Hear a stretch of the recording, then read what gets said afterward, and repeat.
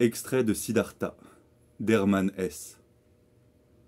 Un but, un seul, se présenter aux yeux de Siddhartha, vider son cœur de tout son contenu, ne plus avoir d'aspiration, de désir, de rêve, de joie, de souffrance, plus rien.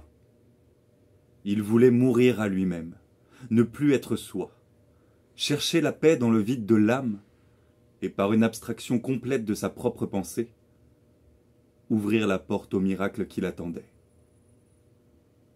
Quand le moi sous toutes ses formes sera vaincu et mort, se disait-il, quand toutes les passions et toutes les tentations qui viennent du cœur se seront tues, alors se produira le grand prodige, le réveil de l'être intérieur et mystérieux, qui vit en moi et qui ne sera plus moi.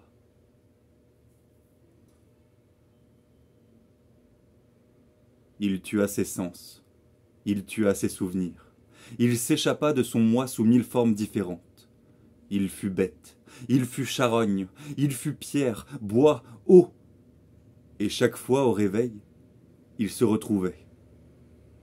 Que le soleil brillât ou la lune, il reprenait son moi. Puis il recommençait sa course éperdue dans le même cercle. Il était ressaisi par les désirs. Il tuait les désirs, et les désirs renaissaient toujours.